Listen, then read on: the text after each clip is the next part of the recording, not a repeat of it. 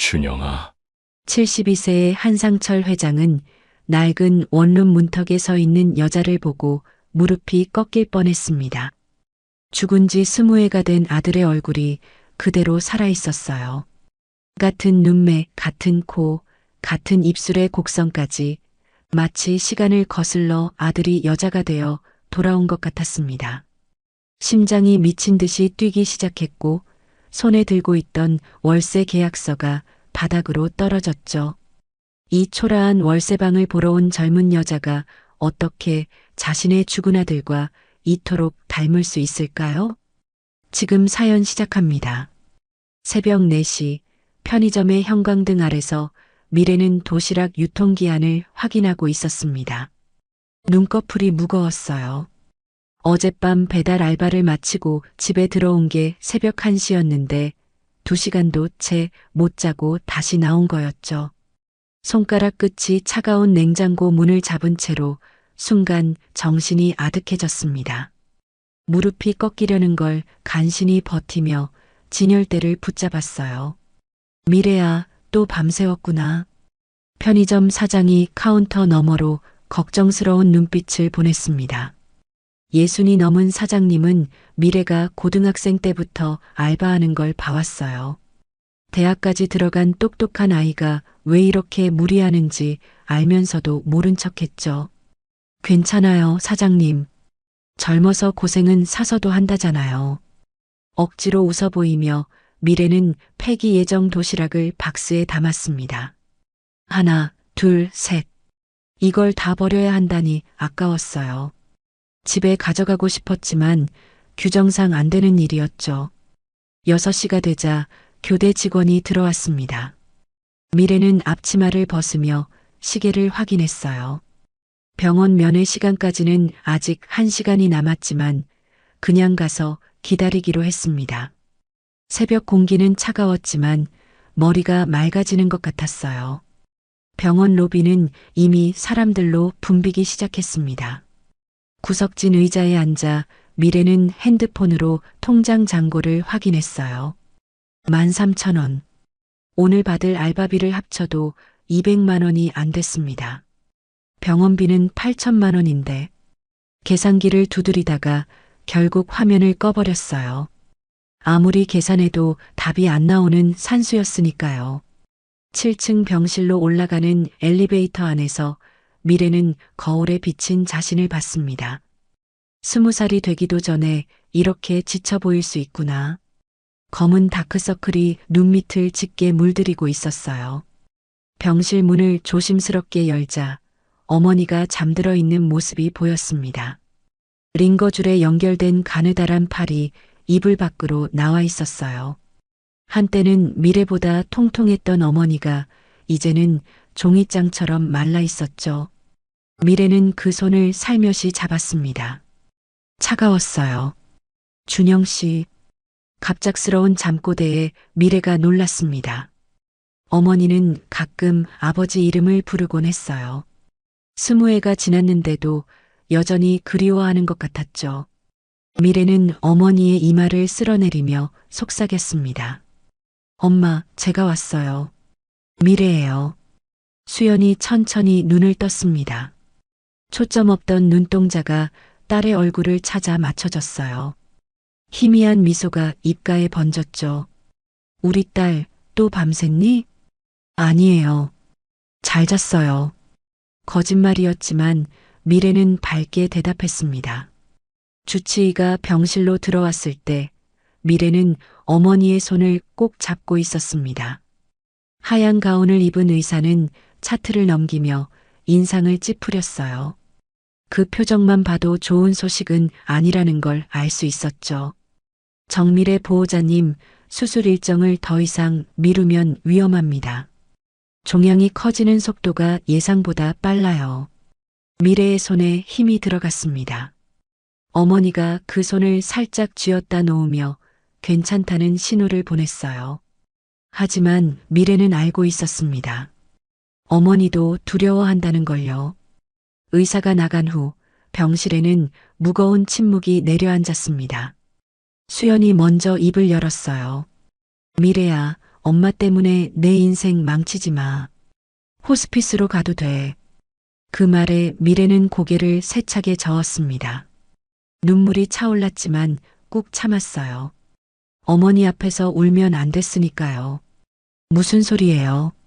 수술하면 나을 수 있다는데 왜 포기해요? 수연은 딸의 야윈 얼굴을 쓸어내렸습니다. 한때는 통통하고 밝았던 딸이 이제는 뼈만 앙상하게 남아 있었죠. 자신 때문이라는 걸 알기에 더욱 마음이 아팠어요. 엄마가 미안해서 그래. 내 아버지가 있었다면. 그 말에 수연은 침대 옆 서랍을 열었습니다. 낡은 봉투를 꺼내 미래에게 건넸어요. 노란빛이 도는 편지지가 봉투 안에서 살짝 보였죠. 이게 뭐예요? 내 아버지가 쓴 거야. 태어날 아기에게 쓴 편지. 미래는 떨리는 손으로 편지를 펼쳤습니다. 옅은 잉크로 쓰인 글씨가 눈에 들어왔어요. 우리 아기야, 아빠가 꼭 지켜줄게. 어떤 일이 있어도 행복하게 해줄게. 사랑한다. 편지를 읽는 미래의 눈가가 붉어졌습니다. 한 번도 본 적 없는 아버지의 손길이 종이 위에 남아 있었어요. 스무에 전의 약속이 지금도 따뜻하게 느껴졌죠. 아빠는 어떤 사람이었어요?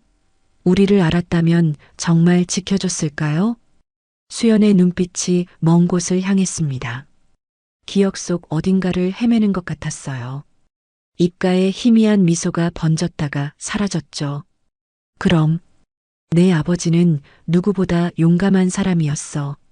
신분 차이도 주변의 시선도 두려워하지 않았지. 가난한 식당 딸인 나를 진심으로 사랑해줬어. 미래는 어머니의 말에서 그리움과 아픔을 동시에 느꼈습니다. 20해가 지났는데도 여전히 생생한 사랑의 흔적이었어요. 그런 아빠가 왜 우리를 두고 갔어요? 수연은 대답 대신 창밖을 바라봤습니다. 아침 햇살이 병실로 스며들고 있었어요. 그 빛 속에서 과거의 기억들이 아른거리는 것 같았죠. 병원을 나온 미래는 곧바로 카페 알바로 향했습니다. 오후 2시부터 6시까지 그리고 저녁 7시부터는 배달 대행 일을 해야 했어요. 하루를 쪼개고 쪼개도 돈은 늘 부족했죠. 카페 유니폼으로 갈아입으며 미래는 핸드폰을 확인했습니다. 관리사무소에서 온 문자가 3개나 쌓여 있었어요. 월세 6개월 체납, 다음 주까지 해결 안 되면 강제 퇴거. 미래의 손이 떨렸습니다. 집까지 이르면 정말 끝이었어요. 어머니를 모실 곳도 자신이 쉴 곳도 없어지는 거였죠. 카페 사장이 다가와 급여 봉투를 건넸습니다. 미래야, 이번 달은 여기까지만 해줘. 본사에서 정규직 직원만 쓰라고 해서. 봉투 속 현금은 예상보다 적었습니다. 70만 원. 한 달 내내 일한 대가치고는 너무 초라했어요. 미래는 억울했지만 아무 말도 할 수 없었죠. 비정규직 알바생의 현실이었으니까요. 저녁 11시 배달을 마치고 집으로 돌아온 미래는 현관문에 붙은 빨간 딱지를 보고 멈춰 섰습니다. 최종 경고장. 붉은 글씨가 마치 피처럼 보였어요. 손으로 떼어내려 했지만 단단히 붙어 있었죠. 좁은 원룸 안으로 들어가자 곰팡이 냄새가 코를 찔렀습니다. 보일러가 고장난 지 한 달이 넘었는데 수리할 돈이 없었어요. 차가운 방바닥에 앉아 미래는 라면을 끓이기 시작했습니다. 그런데 가스레인지가 중간에 꺼졌어요. 가스비도 밀렸던 거였죠. 덜 익은 라면을 억지로 삼키며 미래는 아버지의 유품을 꺼냈습니다. 낡은 회중시계, 편지 몇 장, 그리고 작은 가죽 수첩. 시계 뒷면에는 알 수 없는 문양과 영문 이니셜이 새겨져 있었어요. 전당포에 맡기면 100만 원은 받을 수 있을 것 같았지만 차마 그럴 수는 없었죠. 아빠, 도와주세요. 미래는 시계를 가슴에 품고 중얼거렸습니다. 대답 없는 기도였지만 달리 기댈 곳이 없었어요. 눈물이 볼을 타고 흘러내렸죠. 20살 생일이 일주일 앞으로 다가왔는데 축하받기는커녕 모든 걸 잃을 위기였습니다. 핸드폰이 울렸어요. 병원이었습니다. 보호자님, 수술 날짜를 확정하셔야 해요. 더 미루면 정말 위험합니다. 미래는 대답할 수 없었습니다. 8천만 원이라는 돈은 하늘의 별 따기보다 어려웠으니까요. 전화를 끊고 미래는 무릎을 끌어안았어요. 작은 몸이 새우처럼 웅크러들었죠. 창밖으로 보이는 도시의 불빛들이 너무나 멀게만 느껴졌습니다. 3월 15일 아침, 한상철은 운전사에게 차를 멈추라고 지시했습니다. 인천 달동네 입구였어요. 72살의 나이에도 꼿꼿한 자세를 유지하던 상철이 이날만큼은 어깨가 축 처져 있었죠. 오늘은 아들 준영이 세상을 떠난 지 정확히 20회가 되는 날이었습니다. 회장님, 제가 대신 다녀오겠습니다. 비서가 조심스럽게 말했지만 상철은 고개를 저었습니다. 뒷좌석에서 내리며 그는 낡은 수첩을 꺼내 펼쳤어요. 준영이 마지막으로 보낸 편지에 적혀 있던 주소들이 빼곡히 적혀 있었죠. 인천의 작은 마을, 바다가 보이는 언덕, 그리고 따뜻한 사람들. 아들이 그토록 사랑했던 곳이 바로 이 동네 어딘가에 있을 거라 믿었습니다. 매년 이날이면 상철은 이곳을 찾았어요. 처음에는 아들의 흔적을 찾기 위해서였지만 이제는 습관처럼 굳어진 연례 행사가 되었죠. 준영이 왜 그토록 이 동네를 사랑했는지 알고 싶었습니다. 편지에는 늘 이곳 이야기가 가득했거든요. 작은 식당의 된장찌개, 바다 내음이 나는 골목길, 그리고 정이 넘치는 사람들. 아들이 느꼈던 그 온기를 상철도 느껴보고 싶었어요. 관리사무소 직원이 황급히 나와 인사했어요. 한성그룹 회장이 직접 왔다는 소식에 긴장한 기색이 역력했죠. 201호 월세가 6개월째 밀렸다고요? 네, 회장님. 젊은 여자애가 혼자 사는데 형편이 많이 어려운 것 같습니다. 오늘 안에 조치하라고 하셨잖아요. 상철은 천천히 계단을 올랐습니다. 가파른 계단에 숨이 차올랐어요. 가슴을 쓸어내리며 약을 꺼내 먹었죠. 심장이 좋지 않아 늘 약을 가지고 다녔지만 오늘따라 유독 답답했습니다. 좁은 복도를 지나며 상철은 이상한 기분에 사로잡혔어요. 마치 준영이 이 길을 걸었을 것만 같은 착각이 들었죠. 201호 문 앞에 선 상철은 잠시 망설였어요. 매년 이맘때면 이 동네를 찾아왔지만 직접 세입자를 만나는 건 처음이었죠. 문을 두드리는 손이 떨렸습니다. 왜 떨리는지 자신도 알 수 없었어요. 누구세요? 안에서 젊은 여자의 목소리가 들려왔어요. 문이 열리고 미래의 얼굴이 나타난 순간 상철은 숨을 멈췄습니다. 마치 시간이 거꾸로 흐른 것 같았어요. 눈앞에 서 있는 것은 20회 전에 잃은 아들이었습니다. 같은 눈매, 같은 콧날, 심지어 입술 모양까지 준영과 똑같았죠. 상철의 다리에 힘이 풀렸습니다. 계단 난간을 잡으려 했지만 이미 늦었어요. 몸이 뒤로 넘어가려는 순간 미래가 재빨리 팔을 잡았습니다. 할아버지, 괜찮으세요? 119 불러드릴까요? 미래가 상처를 부축해 복도에 앉혔어요. 떨어뜨린 약봉지를 주워 건네며 물을 가져다 주었죠. 상철은 떨리는 손으로 미래의 얼굴을 만졌습니다. 거친 손끝이 미래의 볼을 스쳤어요. 준영아, 준영아. 미래는 당황했어요. 할아버지가 자신을 다른 사람으로 착각하는 것 같았죠. 하지만 상철의 눈에 맺힌 눈물을 보고는 차마 손을 뿌리칠 수 없었습니다. 그 눈빛에는 깊은 그리움과 아픔이 담겨 있었어요. 할아버지, 정신 차리세요. 제 이름은 정미래예요. 정미래. 그 이름을 듣고 상철은 정신을 차렸습니다. 하지만 여전히 믿기지 않는 표정이었어요. 이렇게 닮을 수가 있을까? 준영이 딸을 남기고 갔다면 이런 모습일까? 상철의 머릿속이 복잡해졌죠. 내가 정말 정미래니? 몇 살이지?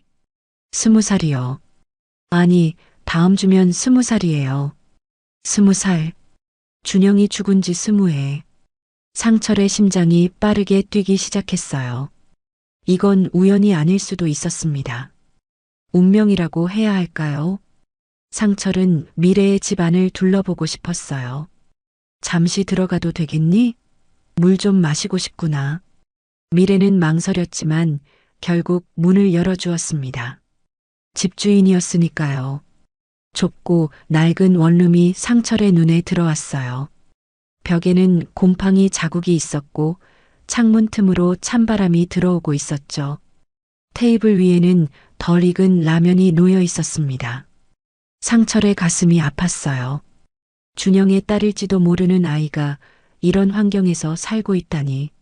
아니, 설사 준영과 관계없더라도 젊은 아이가 이렇게 사는 건 안타까운 일이었죠. 그는 천천히 방 안을 둘러봤습니다. 구석에는 편의점 유니폼이 걸려 있었고 책상 위에는 대학 교재들이 쌓여 있었어요. 공부하는 학생이었구나. 그때 상철의 시선이 벽에 걸린 액자에 머물렀어요. 젊은 여자의 사진이었습니다. 수연의 건강했을 때 모습이었죠. 상철은 천천히 다가가 사진을 자세히 봤어요. 어디서 본 듯한 얼굴이었지만 기억이 나지 않았습니다. 그런데 이상했어요. 분명 처음 보는 얼굴인데 왜 이렇게 익숙한 느낌이 들까요? 어머니시니? 네. 지금 병원에 계세요. 뇌종양으로 투병 중이시거든요. 상철이 고개를 돌려 미래를 봤어요. 아이의 눈가에 어린 걱정이 보였죠. 아버지는? 미래의 표정이 어두워졌어요. 잠시 말을 멈췄다가 조용히 대답했습니다. 돌아가셨어요. 제가 태어나기 전에 교통사고로. 상철의 숨이 멎는 듯 했어요. 교통사고. 20해 전. 태어나기 전. 모든 퍼즐 조각이 맞춰지는 것 같았죠. 상철은 떨리는 손으로 물잔을 내려놓았습니다. 교통사고라는 말이 가슴에 못처럼 박혔어요. 미래를 다시 자세히 봤죠. 준영과 똑같은 얼굴, 20해 전에 죽은 아들, 그리고 20살이 되는 아이. 이 모든 게 우연일까요? 상철의 머릿속이 복잡하게 돌아가기 시작했습니다. 미국에서 사고가 났니? 미래가 놀란 표정으로 상철을 봤어요. 어떻게 알았을까 하는 의구심이 눈빛에 담겼죠. 낯선 할아버지가 왜 이런 걸 물어보는지 이해할 수 없었습니다. 네, 엄마가 그렇게 말씀하셨어요. 미국에서 교통사고로 돌아가셨다고. 어떻게 아셨어요? 상철의 심장이 더욱 빠르게 뛰었습니다. 준영도 미국에서 교통사고로 죽었어요. 유학 중이던 아들이 갑작스럽게 세상을 떠났다는 소식을 들었을 때의 그 절망이 다시 밀려왔죠. 공항에서 싸늘한 관으로 돌아온 아들을 마주했던 그날의 기억이 선명했습니다. 상철은 테이블 위에 놓인 물건들을 훑어봤습니다. 그러다 시선이 한 곳에 멈췄어요. 낡은 가죽 수첩과 회중시계가 나란히 놓여 있었습니다. 저 시계 볼 수 있을까? 미래가 망설이는 듯 했지만 시계를 건넸어요. 소중한 물건을 남에게 보여주는 게 불안했지만 집주인이니 거절할 수도 없었죠. 상철이 시계를 받아든 순간 온몸에 전율이 흘렀습니다. 시계 뒷면에 새겨진 문양이 눈에 들어왔거든요. 한성그룹 창업주가 디자인한 가문의 문양이었습니다. 용이 구슬을 물고 있는 독특한 디자인은 세상에 단 2개뿐이었어요. 그리고 그 아래 작게 새겨진 이니셜 HJY. 한준영의 영문 이니셜이었어요. 상철의 손이 멈췄습니다.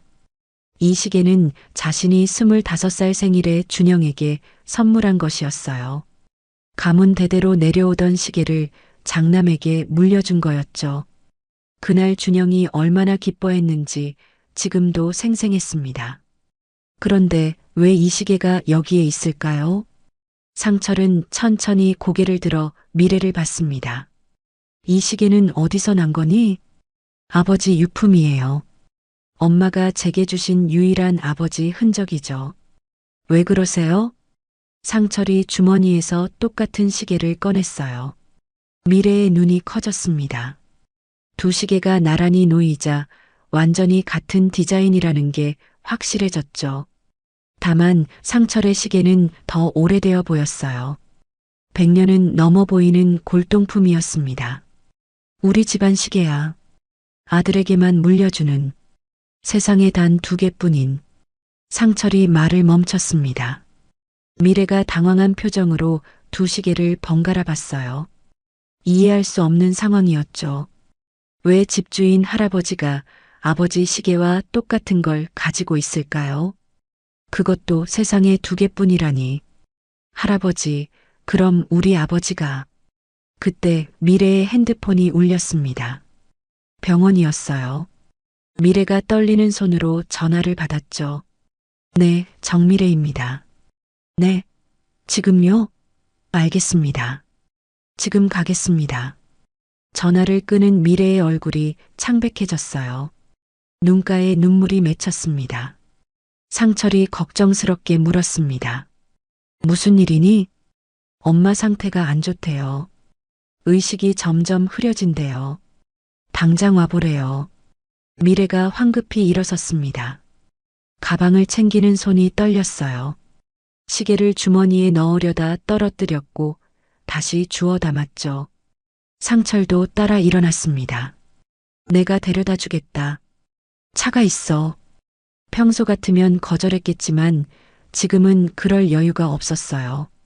버스를 타면 1시간은 걸릴 텐데 엄마를 못 보고 떠나보낼까봐 두려웠거든요. 미래는 고개를 끄덕이고 밖으로 뛰어나갔습니다. 상철이 뒤따라가며 비서에게 전화했어요. 차를 정문으로 돌려. 병원에 가야겠다. 서둘러. 검은색 제네시스가 골목 입구에서 기다리고 있었습니다. 차 안에서 미래는 불안에 떨고 있었어요. 손을 꼭 쥐고 있는 모습이 안쓰러웠죠. 손톱이 손바닥에 박힐 정도로 세게 쥐고 있었습니다. 상철이 조심스럽게 물었습니다. 어머니가 많이 편찮으신가? 뇌종양이에요. 3기 말기래요. 수술을 해야 하는데. 미래가 말을 잇지 못했어요. 돈 이야기를 꺼내기가 부끄러웠던 거였죠. 8천만 원이라는 돈은 하늘의 별 따기였으니까요. 하지만 상철은 이미 짐작하고 있었습니다. 6개월째 월세를 못 낸 아이가 수술비를 감당할 리 없었으니까요. 병원에 도착하자 미래가 먼저 뛰어내렸습니다. 상철도 서둘러 따라갔어요. 왜인지 모르게 불안했습니다. 그 아이의 어머니를 만나면 뭔가 알게 될 것 같았거든요. 준영과 이 아이의 연결고리를 찾을 수 있을지도 모른다는 예감이 들었습니다. 엘리베이터가 7층에서 멈췄어요. 미래가 복도를 달려가는 뒷모습을 보며 상철은 생각했습니다. 저 아이가 정말 준영의 딸이라면 자신은 지금까지 뭘 하고 있었던 걸까요? 20해 동안 손녀가 이렇게 힘들게 살아왔는데 전혀 몰랐다는 게 가능한 일일까요? 병실 앞에서 의사가 미래를 기다리고 있었습니다. 심각한 표정이었어요. 보호자님, 어머니 의식이 혼미해지셨어요. 수술을 더 이상 미루면 위험합니다. 오늘 내로 결정하셔야 해요. 미래의 다리가 흔들렸습니다. 상철이 재빨리 팔을 잡아 부축했어요. 그 순간 상철은 결심했습니다. 이 아이가 준영의 딸이든 아니든 도와야겠다고. 아니, 도와야만 한다고. 병실 문이 열리고 상철은 수연의 얼굴을 보았습니다. 그리고 그 순간 뭔가 기억 속에서 번쩍이는 게 있었어요. 어디선가 본 듯한 얼굴. 아니, 분명히 본 적이 있는 얼굴이었습니다. 병실 안은 소독약 냄새가 진하게 배어 있었습니다. 수연은 침대에 누워 있었지만 의식이 흐릿했어요. 얼굴이 몇 달 전보다 훨씬 더 야위어 있었죠. 미래가 어머니 손을 잡고 흐느꼈습니다. 엄마, 정신 차려요. 미래예요. 상철은 문가에 서서 수연을 자세히 바라봤어요. 분명 어디선가 본 얼굴이었습니다. 그런데 어디서였을까요? 기억을 더듬어 봤지만 쉽게 떠오르지 않았죠. 다만 20회 전 어느 순간과 연결되어 있다는 느낌이 강했습니다. 수연이 눈을 떴어요. 초점 없던 눈동자가 미래를 찾아 맞춰졌습니다. 그리고 미래 뒤에 서 있는 상철을 보는 순간 수연의 눈이 크게 떠졌어요. 마치 유령을 본 것처럼 놀란 표정이었죠. 아, 아버님? 그 한마디에 병실안 공기가 얼어붙었습니다. 미래가 놀라서 엄마를 받고 상철은 한 발짝 앞으로 나왔어요. 수연이 자신을 아버님이라고 부른 거였습니다. 왜일까요? 상철의 심장이 쿵쿵 뛰기 시작했어요. 저를 아시나요? 수연이 고개를 돌렸습니다. 아니라고 부인하고 싶은 듯 했지만 이미 늦었어요. 상철은 확신했습니다. 이 여자가 자신을 알고 있다는 것을요. 그리고 준영과 어떤 관계가 있을 거라는 것도요. 엄마, 이 할아버지를 아세요? 미래의 질문에 수연이 입술을 꽉 다물었습니다. 대답하고 싶지 않은 것 같았어요. 하지만 상철은 물러서지 않았죠. 천천히 침대 가까이 다가갔습니다. 당신이 준영이를 아나요? 한준영을요? 수연의 눈에서 눈물이 흘러내렸어요. 그 이름을 듣는 순간 감정이 북받쳐 오른 거였습니다. 20회 동안 가슴에 묻어둔 이름이었으니까요. 미래는 엄마와 상철을 번갈아 보며 혼란스러워했어요. 엄마, 한준영이 누구예요? 왜 울어요? 수연이 떨리는 손을 들어 미래의 볼을 쓰다듬었습니다. 그리고 간신히 입을 열었어요. 미래야, 미안해. 엄마가 너무 늦게 말하는구나. 상철이 주머니에서 회중시계를 꺼냈습니다. 수연의 눈앞에 그것을 보여주자 수연이 또다시 놀란 표정을 지었어요. 준영이 항상 차고 다니던 시계였거든요. 이 시계를 본 적 있으신가요? 수연이 고개를 끄덕였습니다. 더 이상 숨길 수 없다는 걸 알았던 거예요. 힘겹게 말을 이어갔죠. 준영 씨가 항상 차고 다녔어요. 아버님께 받은 거라고 자랑스러워했죠. 상철의 다리에 힘이 풀렸어요. 의자를 찾아 앉았습니다. 준영이 정말로 이 여자를 알았구나. 그것도 시계 이야기까지 할 정도로 가까운 사이였구나. 그렇다면 미래가 준영이 딸입니까? 직접적인 질문이었어요. 수연이 눈을 감았습니다.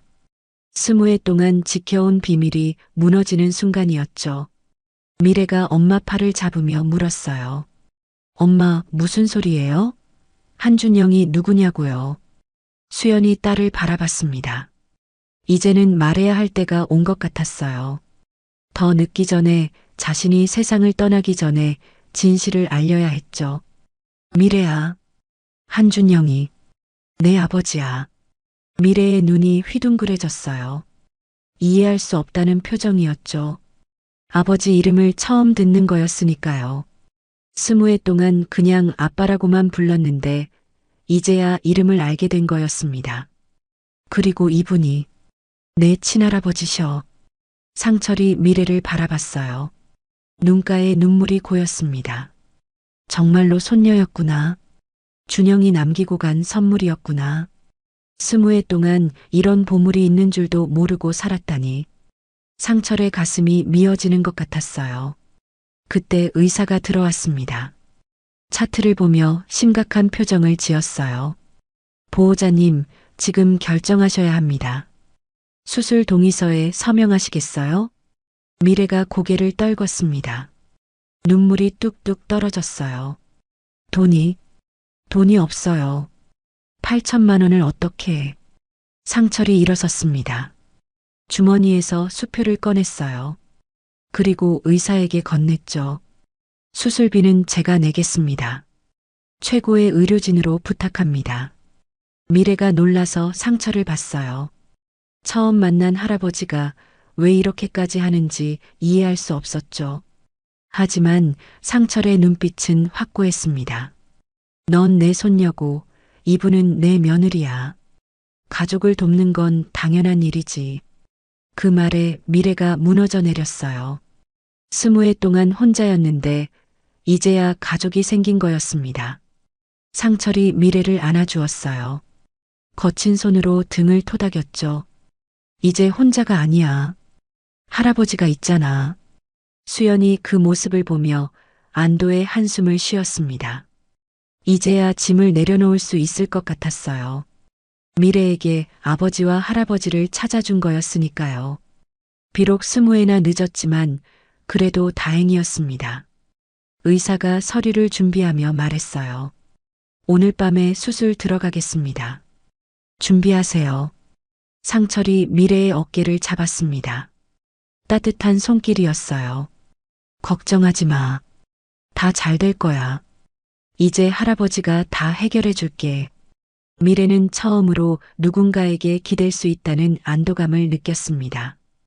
평생 혼자서 모든 걸 짊어지고 살았는데 이제는 아니었어요. 가족이 생긴 거였으니까요. 수술 준비로 분주한 병원을 나온 상철은 복도 끝 휴게실에서 커피를 마시고 있었습니다. 미래는 수술 동의서를 작성하러 간 사이였어요. 쓴 커피가 목을 타고 내려가는데 마음은 여전히 복잡했죠.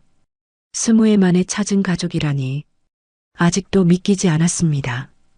그때 상철의 핸드폰이 울렸습니다. 조카 지원이었죠. 삼촌, 어디 계세요? 오늘 이사회가 있는데. 상철은 한숨을 쉬었어요. 회사 일은 까맣게 잊고 있었습니다. 오늘이 중요한 이사회가 있는 날이었는데 손녀를 찾은 충격에 모든 게 머릿속에서 사라졌던 거였죠. 신규 사업 승인을 위한 중요한 회의였는데 말이에요. 오늘은 못 간다. 내가 대신 진행해. 전화 너머로 지원의 놀란 숨소리가 들렸어요. 상철이 이사회를 빠진 적은 한 번도 없었거든요. 심지어 감기로 열이 40도가 넘었을 때도 참석했었죠. 무슨 일 있으세요? 건강에 문제라도. 병원이신가요? 지원의 목소리에 의심이 섞여 있었어요. 상철은 짜증이 났지만 참았습니다. 아니다. 개인적인 일이 있어서 그래. 끊는다. 상철이 전화를 끊자마자 또 다른 전화가 걸려왔습니다. 이번엔 지원의 아들 도준이었어요. 24살의 도준은 대학을 갓 졸업하고 회사에서 일을 배우고 있었죠. 할아버지, 아버지가 걱정하시는데 괜찮으세요? 도준의 목소리는 진심으로 걱정하는 것 같았어요. 지원과 달리 도준은 상철을 진심으로 아끼는 조카 손자였거든요. 어릴 때부터 할아버지를 따랐고 회사보다는 사람을 중요시하는 아이였죠. 상철의 마음이 조금 누그러졌습니다. 도준아, 할아버지가 오늘 중요한 일이 있어서 그래. 무슨 일이신데요? 제가 도와드릴까요? 상철은 잠시 고민했어요. 도준이라면 믿을 수 있을 것 같았습니다. 하지만 아직은 때가 아니었죠. 지원이 알면 분명 방해할 거였으니까요. 회사 지분 문제도 복잡해질 거고요. 나중에 이야기해주마. 먼저 끊는다. 전화를 끊고 상철은 창밖을 바라봤습니다. 20회 만에 찾은 손녀와 며느리. 하지만 회사 사람들이 알면 큰 파장이 일 거였어요. 특히 후계자 자리를 노리는 지원은 가만히 있지 않을 거였죠. 준영의 지분이 미래에게 상속되면 경영권 구조가 완전히 바뀔 테니까요. 그때 누군가 상철 옆에 앉았습니다. 젊은 남자였어요. 깔끔한 차림새에 부드러운 인상이었죠. 네이비색 정장이 잘 어울리는 단정한 청년이었습니다. 상철은 처음 보는 얼굴이었지만 왠지 낯설지 않았습니다. 안녕하세요. 저는 정밀의 선배 후배입니다. 한도준이라고 해요. 상철이 깜짝 놀랐어요. 도준이 여기 있다니. 그것도 미래를 안다니. 우연이라고 하기엔 너무 이상했죠. 커피잔을 내려놓으며 도준을 자세히 봤습니다. 내가 왜 여기 있니? 도준이 멋쩍게 웃었어요. 사실 아버지 지시로 할아버지를 감시하러 왔다가 미래를 보고 놀란 거였습니다. 학교에서 몇 번 본 적이 있었거든요. 똑똑하고 성실한 선배로 유명했죠. 경영학과 수석이었는데 갑자기 휴학했다는 소문만 들었었어요. 우연히 왔다가 미래 선배를 봤어요. 선배 어머니가 편찮으시다면서요? 상철은 도준을 유심히 봤습니다. 지원의 아들이지만 도준은 아버지와 달랐어요. 순수하고 따뜻한 마음을 가진 아이였죠. 어쩌면 미래에게 좋은 친구가 되어줄 수도 있을 것 같았습니다. 그래, 오늘 수술을 하게 됐다. 도준이 진심으로 걱정하는 표정을 지었어요. 선배가 혼자서 얼마나 힘들었을까요? 학교에서도 알바 때문에 수업도 자주 빠지고 교수님들이 아까워하셨는데 그 말에 상철의 가슴이 아팠습니다. 손녀가 그렇게 힘들게 살았는데 자신은 편하게 살았으니까요. 도준이 조심스럽게 물었어요. 그런데 할아버지는 어떻게 미래 선배를 아세요? 상철이 잠시 망설였습니다. 주변을 둘러보니 사람이 없었어요. 하지만 도준이라면 비밀을 지켜줄 것 같았어요. 어릴 때부터 봐온 아이였고 지원과 달리 욕심이 없는 아이였으니까요. 미래가 내 손녀다. 도준의 눈이 휘둥그레졌어요. 입이 떡 벌어졌죠. 커피를 마시려다 멈췄습니다. 상철이 손녀가 있다는 건 처음 듣는 이야기였으니까요. 손녀라고요? 그럼 준영 삼촌이. 그래. 준영이가 미국에서 결혼을 했더구나. 우리는 전혀 몰랐지만 도준이 놀라움을 감추지 못했어요. 이건 정말 충격적인 소식이었죠. 한성그룹에 숨겨진 상속자가 나타난 거였으니까요. 회사가 발칵 뒤집힐 일이었습니다. 아버지는 아세요? 아직 모른다. 그리고 당분간은 비밀로 해야 해. 상철이 도준을 똑바로 봤어요. 눈빛이 날카로워졌죠. 내 아버지가 알면 미래를 가만두지 않을 거야. 그 아이는 이미 충분히 힘들었어. 20해 동안 아버지 없이 살았고 어머니마저 잃을 뻔했어. 도준이 고개를 끄덕였습니다. 아버지가 얼마나 권력욕이 강한지 잘 알고 있었어요. 후계자 자리를 차지하기 위해 무슨 일이든 할 사람이었죠. 삼촌이 죽은 후로는 더욱 노골적이었고요. 제가 도울 수 있는 일이 있을까요? 상철이 처음으로 미소를 지었어요. 도준이 이런 아이인 줄은 몰랐습니다. 미래의 친구가 되어줘. 그 아이는 또래 친구가 없는 것 같더구나. 늘 일만 하느라. 도준이 진지하게 고개를 끄덕였어요. 선배는 좋은 사람이에요. 학교에서도 후배들 잘 챙기기로 유명했고요. 제가 잘 챙겨드릴게요. 그때 미래가 돌아왔습니다. 서류를 한 아름 들고 있었어요. 도준을 보고 놀란 표정을 지었죠. 도준 선배, 여기서 뭐 하세요? 도준이 일어서며 미소를 지었어요. 우연히 왔다가 들렀어. 어머니 수술 잘 되실 거야. 최고의 의료진이 집도한다고 들었어. 미래가 의아한 표정으로 상철과 도준을 번갈아 봤습니다. 두 사람이 아는 사이라는 걸 눈치챘죠. 게다가 도준이 어떻게 의료진 이야기까지 아는지 이상했어요. 상철이 설명했어요. 도준이는 내 조카 손자다. 내 사촌 동생이 되는 셈이지. 미래가 더욱 놀랐어요. 아침에 할아버지를 만났는데 이제는 사촌 동생까지 생긴 거였습니다. 하루 만에 가족이 늘어나는 기분이 묘했죠. 서류를 내려놓으며 앉았어요. 도준이 미래에게 다가갔어요. 이제부터는 혼자가 아니야. 내가 있잖아. 학교 복학할 때도 도와줄게. 그 따뜻한 말에 미래의 눈시울이 붉어졌습니다. 평생 혼자였는데 이제는 가족들이 하나둘씩 생기고 있었어요. 이게 꿈인지 현실인지 분간이 안 갔죠. 수술실 앞 대기실은 조용했습니다. 미래는 의자에 앉아 두 손을 꼭 쥐고 있었어요. 수연이 수술실에 들어간 지 2시간이 지났는데도 아무 소식이 없었죠. 상철은 미래 옆에 앉아 따뜻한 차를 건넸습니다. 도준도 맞은편에서 조용히 기다리고 있었어요. 괜찮을 거야. 최고 의료진이 집도하고 있으니까. 상철의 위로에도 미래는 불안을 감출 수 없었습니다.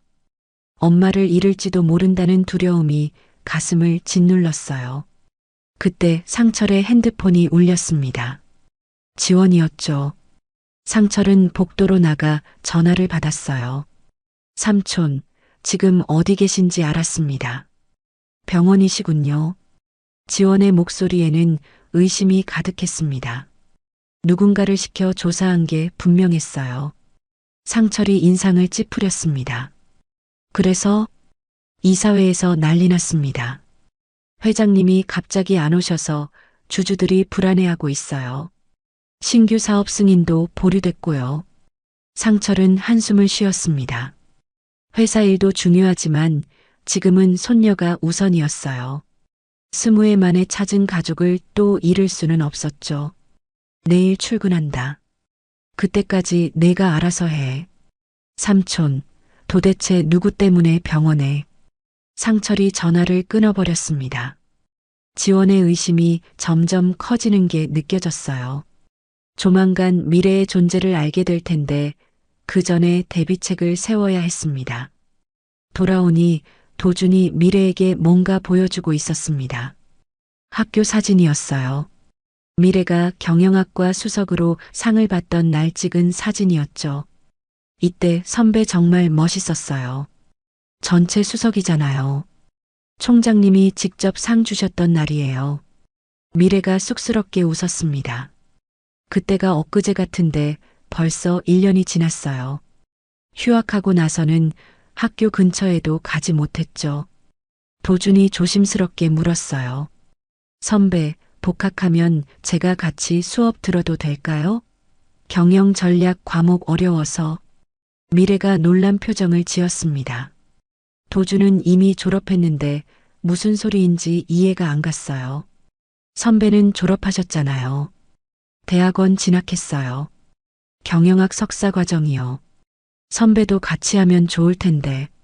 상철이 그 모습을 흐뭇하게 바라봤습니다. 도준이 미래를 진심으로 챙기려는 게 보였어요. 지원과는 정말 다른 아이였죠. 준영이 살아있었다면 도준 같은 아들이었을까 하는 생각도 들었습니다. 그때 수술실 불이 꺼졌습니다. 문이 열리고 의사가 나왔어요. 마스크를 벗으며 지친 표정을 지었지만 입가에는 미소가 있었습니다. 수술은 성공적이었습니다. 종양을 완전히 제거했어요. 미래가 무릎을 꿇고 주저앉았습니다. 안도의 눈물이 쏟아졌어요. 다리에 힘이 풀려서 서 있을 수가 없었죠. 상철이 미래를 일으켜 세우며 꼭 안아주었습니다. 도준도 미래의 어깨를 토닉였어요. 다행이야. 정말 다행이야.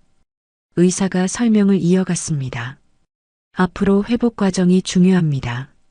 3개월 정도는 절대 안정이 필요해요. 재발 방지를 위한 방사선 치료도 병행해야 하고요. 상철이 고개를 끄덕였습니다. 무엇이든 최선을 다할 생각이었어요. 최고의 병실로 옮겨주세요. 간병인도 붙이고요. 비용은 신경 쓰지 마시고. 미래가 상처를 봤어요. 이미 수술비도 내주셨는데 병실비까지 부담시킬 수는 없었죠. 할아버지, 이미 너무 많은 도움을. 무슨 소리야? 가족인데 당연한 거지. 준영이가 살아있었다면 당연히 했을 일이야. 그 말에 미래는 또 눈물이 났습니다. 가족이라는 단어가 이렇게 따뜻한 줄 처음 알았어요. 평생 혼자였던 시간이 거짓말처럼 느껴졌죠. 회복실로 옮겨진 수연을 보러 갔을 때 그녀는 아직 마취에서 깨어나지 못했습니다. 창백한 얼굴이지만 평화로워 보였어요. 머리에는 붕대가 둘러져 있었고 각종 기계가 생명 신호를 체크하고 있었죠. 미래가 어머니 손을 잡았습니다. 엄마, 이제 괜찮아. 할아버지가 우릴 찾아주셨어. 상철도 수연을 바라보며 복잡한 심경이었습니다. 준영이 사랑했던 여자. 20해 동안 혼자 아이를 키운 며느리. 얼마나 힘들었을까요? 가난과 병마와 싸우면서도 미래를 이렇게 훌륭하게 키워낸 거였습니다. 수연 씨, 이제는 혼자가 아니에요. 우리가 가족이니까. 상철이 수연의 손을 살짝 잡았다가 놓았습니다. 차가운 손이었지만 살아있다는 게 느껴졌어요. 도준이 조용히 말했습니다. 할아버지, 아버지한테 연락 또 올 거예요. 뭐라고 하실 건가요? 상철이 단호하게 대답했습니다. 시간을 좀 벌어야겠다. 미래가 안정될 때까지는 비밀로 해야 해. 하지만 그들은 몰랐습니다. 지원이 이미 병원에 사람을 보내 조사를 시작했다는 것을요. 그리고 미래의 정체를 곧 알아낼 거라는 것도요. 수술 다음 날 아침 수연이 의식을 회복했습니다. 미래는 밤새 병실을 지키고 있었어요. 의자에 앉아 꾸벅꾸벅 졸다가 어머니의 미세한 움직임에 벌떡 일어났죠. 어머니가 눈을 뜨는 순간 미래는 그 손을 꼭 잡았습니다. 엄마, 정신 들어요? 저예요, 미래예요. 수연의 초점 없던 눈동자가 천천히 딸을 찾았어요. 입술이 미세하게 움직였지만 소리는 나오지 않았죠. 목이 바싹 마른 것 같았습니다. 미래가 빨대를 입에 대고 물을 조금 먹여드렸어요.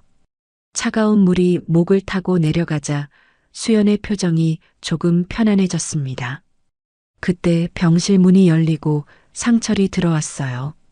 손에는 과일 바구니와 꽃다발이 들려 있었죠.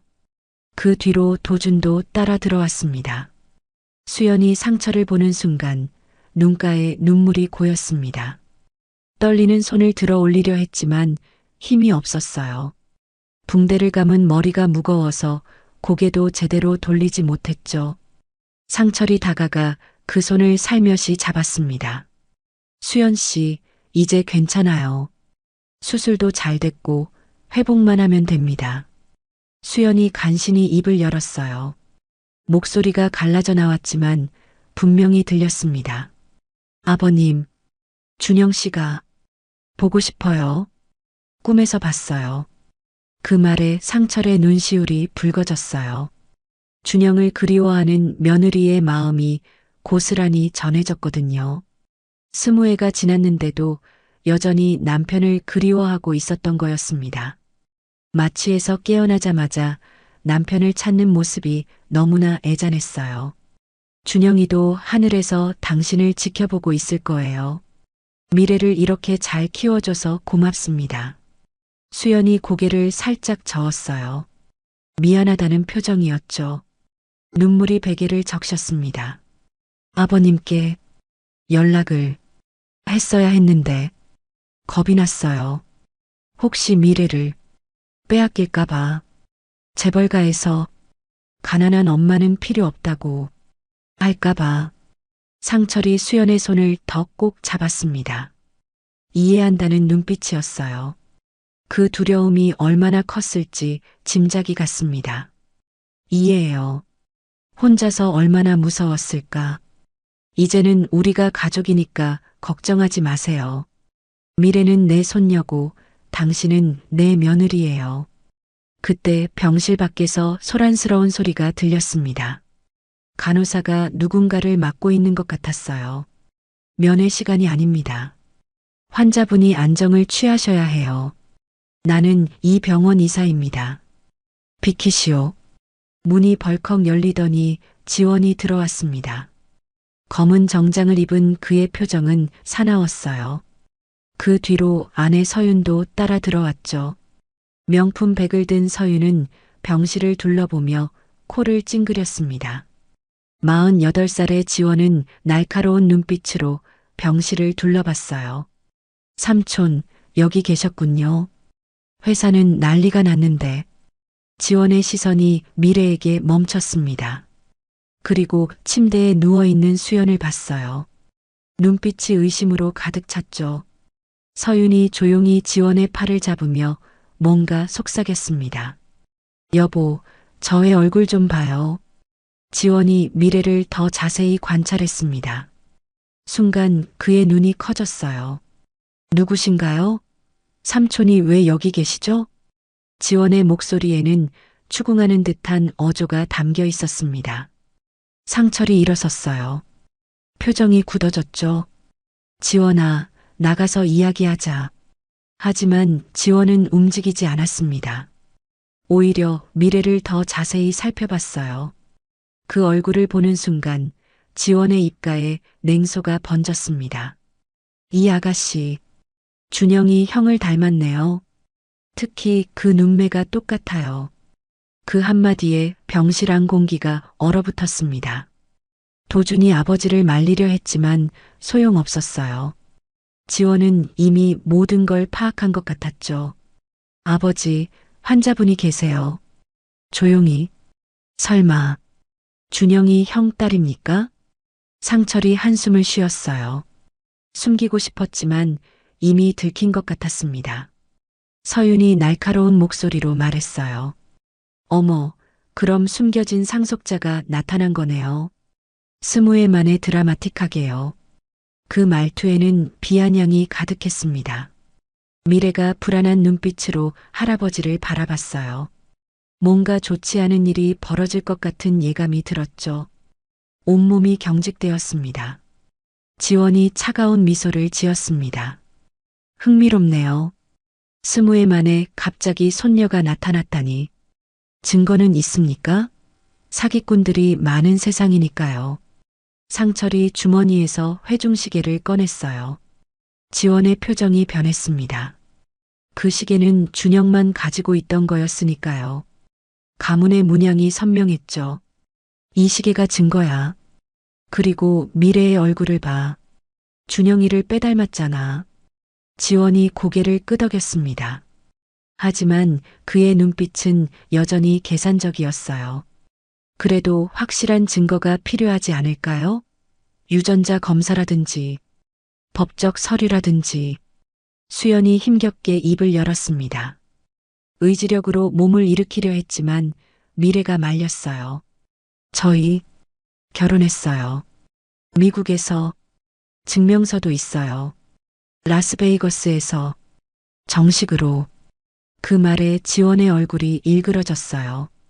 결혼 증명서가 있다면 미래의 상속권은 확실해지는 거였습니다. 준영의 지분 30%가 미래에게 가면 경영권 구조가 완전히 바뀔 테니까요. 서윤이 지원의 귀에 속삭였습니다. 여보, 일단 물러나요. 대책을 세워야 해요. 지원이 다시 미소를 지었지만 그 미소는 차가웠습니다. 축하드립니다, 삼촌. 손녀를 찾으셨네요. 하지만 회사 일은 별개죠. 내일 긴급 이사회를 소집하겠습니다. 주주들에게 알려야 하니까요. 지원이 돌아서며 마지막으로 미래를 쏘아봤어요. 아가씨, 앞으로 조심하세요. 재벌가 상속자가 되는 건 쉬운 일이 아니거든요. 많은 사람들이 당신을 노릴 거예요. 그 말에는 명백한 협박이 담겨 있었습니다. 지원과 서윤이 나간 후 병실에는 무거운 침묵이 흘렀어요. 도준이 미안한 표정으로 말했습니다. 할아버지, 아버지가 분명 뭔가 꾸밀 거예요. 변호사들을 동원해서라도. 상철이 고개를 끄덕였습니다. 전쟁이 시작된 거였어요. 미래를 지키기 위한 싸움이 본격적으로 시작되는 순간이었죠. 다음 날 아침 한성그룹 본사 회의실은 팽팽한 긴장감으로 가득했습니다. 긴급 이사회가 열린 거였어요. 상철이 회의실로 들어서자 이미 자리에 앉아있던 이사들이 수군거리기 시작했습니다. 지원은 회의실 앞쪽에 서서 프레젠테이션을 준비하고 있었죠. 서윤도 옆에서 서류를 정리하며 음험한 미소를 짓고 있었어요. 오늘 긴급 이사회를 소집한 이유는 회장님의 건강 문제와 경영 능력에 대한 우려 때문입니다. 지원이 첫마디를 꺼내자 상철의 눈빛이 날카로워졌습니다. 이사들이 웅성거렸어요. 70대 고령의 회장이 갑자기 이상한 행동을 한다는 소문이 이미 퍼져 있었던 거였죠. 어제 회장님은 중요한 이사회를 무단 결석하시고 신원불명의 여성을 위해 거액을 지출하셨습니다. 서윤이 병원 영수증을 화면에 띄웠어요. 8천만 원이라는 금액이 크게 보였습니다. 이사들의 표정이 심각해졌죠. 한 이사가 손을 들고 질문했습니다. 회장님, 설명을 해주시죠. 그 여성이 누구입니까? 상철이 일어섰습니다. 당당한 자세였지만 마음은 복잡했어요. 아직 준비가 덜 됐는데 지원이 선제 공격을 한 거였죠. 내 손녀입니다. 준영이 딸이에요. 회의실이 술렁였습니다. 죽은 지 20회가 된 준영에게 딸이 있었다니. 믿기 어려운 이야기였죠. 지원이 비웃듯이 말했어요. 증거는요? 갑자기 나타난 여자아이가 손녀라니 너무 황당하지 않습니까? 상철이 회중시계를 꺼내 보였습니다. 하지만 지원은 이미 준비가 되어 있었어요. 시계 하나로는 부족합니다. 요즘 같은 시대에 유전자 검사가 필수죠.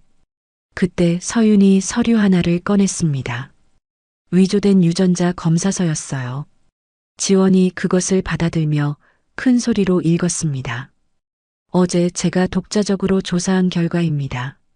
정밀의 양과 회장님은 혈연 관계가 아닙니다. 상철이 충격을 받았어요. 그럴 리 없었습니다. 미래는 분명 준영의 딸이 맞았어요. 얼굴만 봐도 알 수 있었는데.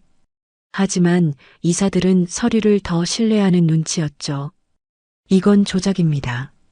제대로 된 검사를 하지 않았어요. 상철이 항변했지만 분위기는 이미 지원 쪽으로 기울고 있었습니다. 한 이사가 일어섰어요. 지원과 가까운 사람이었죠. 회장님의 판단력이 흐려진 것 같습니다. 나이가 드시니 아들에 대한 그리움 때문에 착각하신 거 아닐까요? 다른 이사들도 고개를 끄덕였습니다. 상철의 입장이 궁지에 몰렸어요. 그때 회의실 문이 열렸습니다. 도준이 뛰어들어왔어요. 손에는 서류 봉투가 들려 있었죠.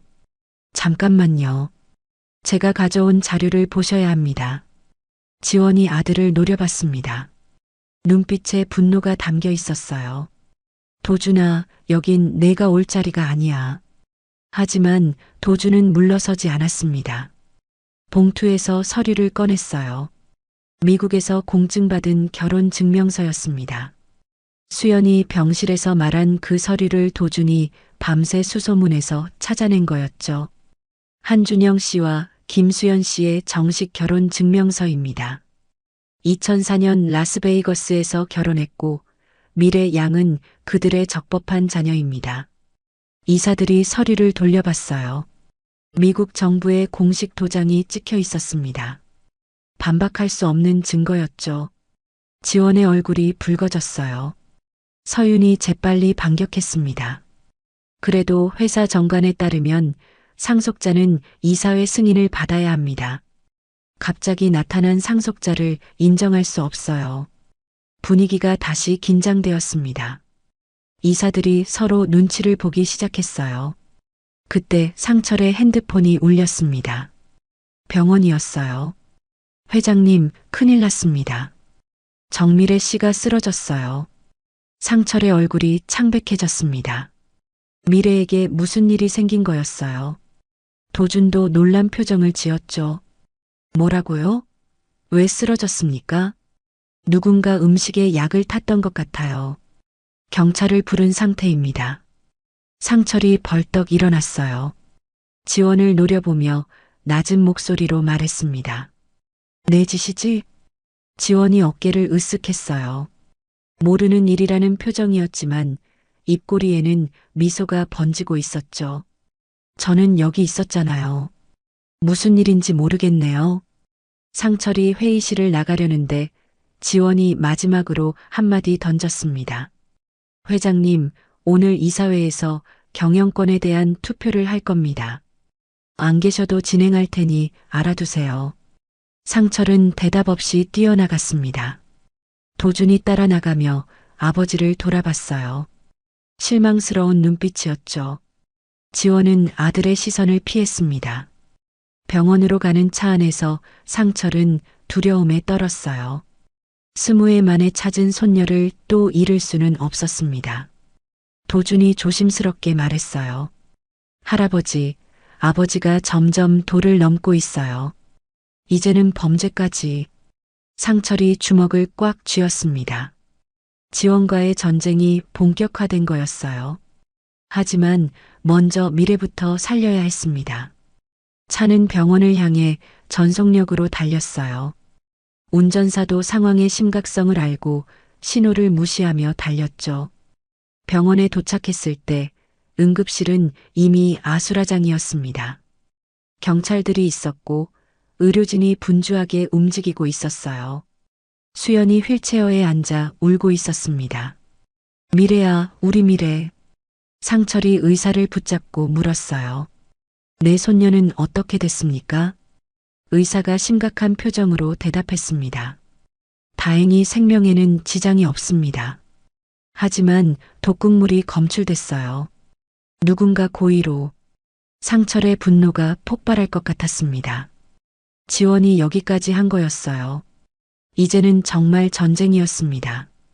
응급실 침대에 누워있는 미래는 창백한 얼굴로 산소 마스크를 쓰고 있었습니다. 의식은 있었지만 몸을 제대로 가누지 못했어요. 상철이 손녀의 손을 잡자 미래가 힘겹게 눈을 떴습니다. 눈가에 눈물이 고여 있었죠. 할아버지, 죄송해요. 제가 조심했어야 했는데. 상철의 가슴이 미어졌습니다. 피해자가 오히려 미안해하고 있었어요. 이 모든 게 지원의 짓인데도 말이죠. 도준이 미래의 다른 손을 잡으며 위로했습니다. 선배 잘못이 아니에요. 누가 이럴 줄 알았겠어요. 경찰이 다가와 상황을 설명했어요. 젊은 형사였는데 표정이 심각했습니다. 병원 식당 직원 한 명이 돈을 받고 음식에 약물을 탔다고 자백했습니다. 하지만 배우는 밝히지 않고 있어요. 상철이 주먹을 꽉 쥐었습니다. 증거가 없으면 지원을 잡을 수 없었어요. 그때 상철의 핸드폰이 울렸습니다. 회사 전무였죠. 회장님, 큰일 났습니다. 이사회에서 회장님 회의만이 통과됐어요. 상철이 충격을 받았습니다. 자신이 없는 사이에 투표를 진행한 거였어요. 70년 동안 지켜온 회사에서 쫓겨나게 생겼습니다. 전무가 떨리는 목소리로 계속 말했어요. 지원 부회장이 임시 회장으로 선출됐습니다. 그리고 뭐요? 정밀의 양의 상속권을 인정하지 않기로 결의했습니다. 유전자 검사 결과를 근거로요. 상철이 휴대폰을 떨어뜨릴 뻔했습니다. 모든 게 한순간에 무너져 내리는 것 같았어요. 회장직도 잃고 손녀의 상속권도 빼앗긴 거였습니다. 도준이 할아버지의 표정을 보고 물었어요. 무슨 일이세요? 상철이 힘없이 의자에 주저앉았습니다. 어깨가 축 처졌어요. 72년 인생에서 이렇게 무력감을 느낀 적은 없었죠. 이사회에서 날 해임했어. 그리고 미래의 상속권도 부정했고, 미래가 놀라서 몸을 일으키려 했지만 어지러워서 다시 누웠습니다. 수연이 휠체어를 타고 들어왔어요. 아직 수술 회복 중이라 몸이 불편했지만 딸이 걱정되어 온 거였죠. 아버님, 이게 무슨... 그때 병실 문이 벌컥 열렸습니다. 지원과 서윤이 들어왔어요. 뒤로는 경호원들이 따라왔죠. 지원의 얼굴에는 승리의 미소가 번지고 있었습니다. 삼촌, 아니, 이제는 한상철 씨라고 불러야겠네요. 상철이 일어서서 지원을 노려봤습니다. 분노로 온몸이 떨렸어요. 내가 미래에게 독약을 먹인 거지? 지원이 어깨를 으쓱했어요. 증거 있어요? 함부로 모함하면 명예훼손으로 고소할 수도 있는데. 서윤이 서류를 꺼내 상철 앞에 던졌습니다. 퇴거 명령서였어요. 이제 회장도 아니시니 회사 소유 주택에서 나가셔야죠. 일주일 드릴게요. 상철의 집까지 빼앗으려는 거였습니다. 미래가 울음을 터뜨렸어요. 자신 때문에 할아버지가 모든 걸 잃었다는 죄책감이 밀려왔죠. 할아버지, 다 제 잘못이에요. 제가 나타나지 않았으면. 상철이 미래의 머리를 쓰다듬었습니다. 따뜻한 손길이었어요. 아니야. 널 만난 건 내 인생 최고의 선물이야. 지원이 비웃듯이 말했어요. 감동적이네요. 하지만 현실은 냉혹하죠. 이제 당신들은 아무것도 아니에요. 도준이 아버지를 막아섰습니다. 눈빛이 단호했어요. 아버지, 이건 너무하세요. 할아버지는 평생 회사를 위해 헌신하셨어요. 지원이 아들을 차갑게 바라봤습니다. 넌 누구 편이니? 혈육도 구분 못하는 거야? 도준이 고개를 저었어요. 전 진실의 편입니다. 미래 선배는 진짜 준영 삼촌 딸이 맞아요. 그 말에 지원의 얼굴이 불그락푸르락했습니다. 아들마저 자신을 배신하는 것 같았어요. 서윤이 도준의 팔을 잡아 끌었습니다. 도준아, 정신 차려. 우리가 가족이야. 하지만 도준은 팔을 뿌리쳤어요. 그리고 주머니에서 무언가를 꺼냈습니다. 작은 녹음기였어요. 아버지가 병원 직원에게 돈을 주며 지시하는 걸 녹음했습니다. 모두가 충격에 빠졌습니다. 지원의 얼굴이 하얗게 질렸어요. 자신의 아들이 자기를 배신할 줄은 몰랐던 거였죠. 내가 내 친아버지를. 도준의 눈에서 눈물이 흘렀습니다. 하지만 목소리는 단호했어요. 아버지가 먼저 선을 넘으셨어요. 이건 범죄입니다. 지원이 도준에게 달려들려 했지만 경찰이 막았습니다. 형사가 녹음기를 받아들었어요. 한지원 씨, 조사가 필요할 것 같습니다. 같이 가시죠. 지원이 발버둥 쳤지만 소용없었습니다. 서윤도 당황한 표정으로 남편을 따라갔어요. 병실에는 상철과 미래, 수연, 도준만 남았습니다. 상철이 도준을 바라봤어요. 고마움과 안타까움이 동시에 느껴졌죠. 도준아, 내 아버지인데. 도준이 쓸쓸하게 웃었습니다. 할아버지와 미래, 선배가 진짜 가족이에요. 전 그걸 지키고 싶었을 뿐입니다. 미래가 도준의 손을 잡았어요. 따뜻한 위로였죠. 하지만 상황은 여전히 암울했습니다. 회사도 잃고 집도 잃고 모든 걸 잃은 상태였으니까요. 지원이 경찰에 연행된 지 사흘이 지났습니다. 상철은 낡은 모텔방에 앉아 창밖을 바라보고 있었어요. 회사 소유 저택에서 쫓겨난 후 당장 갈 곳이 없어 이곳에 머물고 있었죠. 평생 부유하게 살았던 그에게는 낯선 경험이었습니다. 곰팡이 냄새가 나는 벽지를 보며 미래가 살았던 원룸이 떠올랐어요. 그때는 이해하지 못했던 가난의 무게를 이제야 실감하고 있었죠. 침대 시트에는 누런 얼룩이 있었고 욕실 수도꼭지에서는 녹물이 나왔습니다.